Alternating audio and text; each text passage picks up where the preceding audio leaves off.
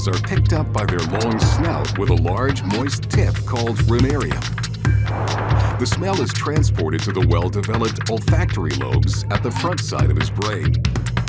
Compared to humans, hedgehogs are sense of smell geniuses. Our olfactory bulb makes up only 1% of our brain, while the hedgehog's makes up almost 10%. Thanks to these adaptations, they smell at a distance.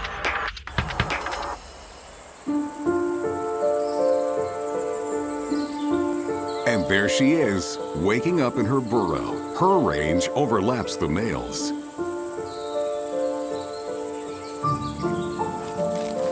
She's heading out to forage. She can patrol up to 2 kilometers in a single night.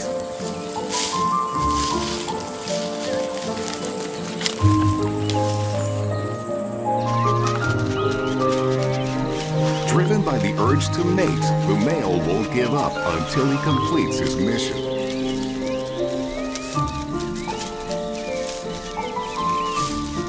Their encounter is inevitable, not just because of proximity, but because of scent. Both Special Forces agents are outfitted with scent glands.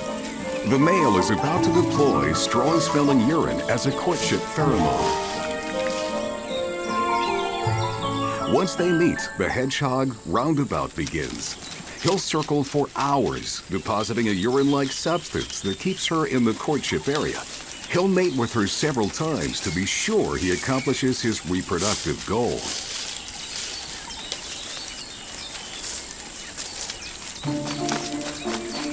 Mission accomplished.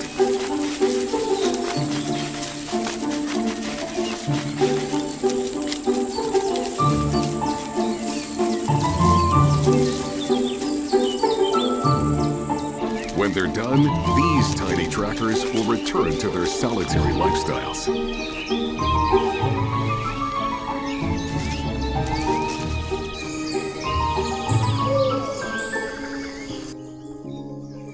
Leaving the woods of Europe, we track our next Special Forces patrol expert to the Great White North.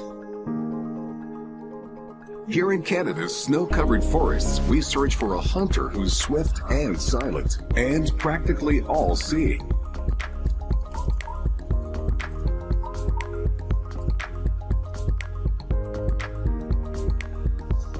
In these thick woodlands, the target of our quest has probably spotted us first.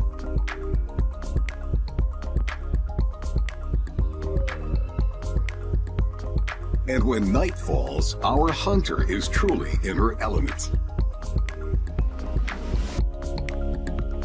Nature has bestowed the great gray owl with some of the sharpest vision in the animal kingdom.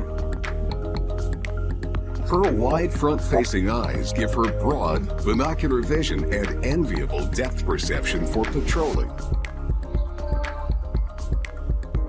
But like most birds, she can't move her eyeballs, so instead, she turns her whole head. With a neck like a turret, she can rotate her head an astonishing 270 degrees. Though her eyes are her main patrol tool, her mission begins with her ears. Her hearing is so acute, she can hear a beetle at 30 meters, or a mouse squeak almost a kilometer away. Sound, then vision. Target locked and never out of her sight.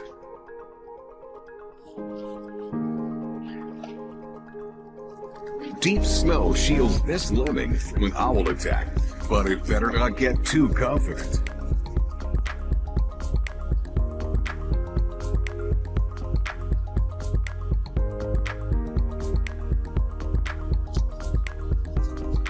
The surface offers no place to hide from the Special Forces.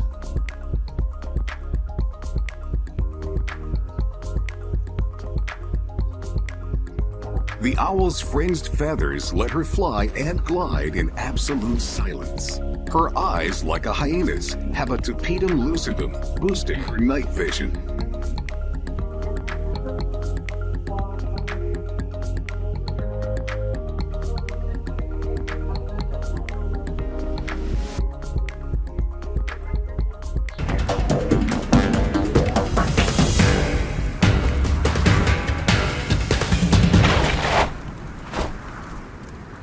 She gets what she came for and carries it to her perch.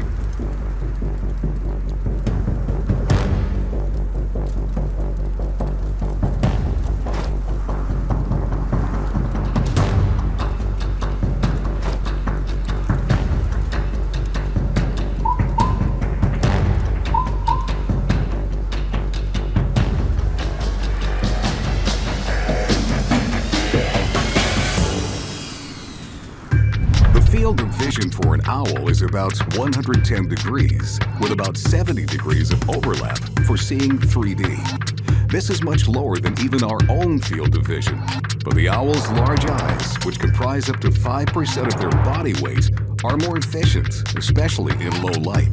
Their eyeballs are actually cylinder-shaped, held firmly in the skull. The narrow field of vision is more than made up for when the owl rotates her head. Even though owls' eyes evolved for night patrol, their sensitive pupils allow them to see well in daylight too. One thing that owls don't see well is color. Instead, these special forces focus on motion. Sometimes patrolling is a day and night affair. As a mother owl provides for her chick, the mother might eat as many as 7 small rodents a day. And she'll need more to satisfy her little one.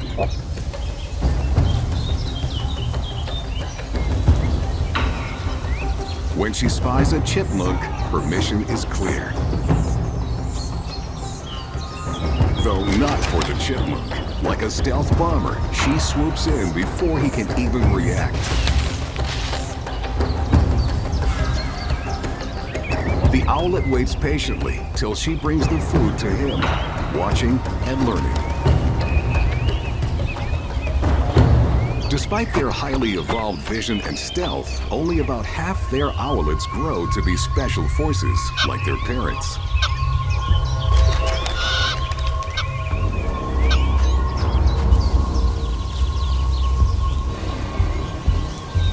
Which only goes to show, in nature, as in everything, having the right tools for the job is not enough. It also takes talent.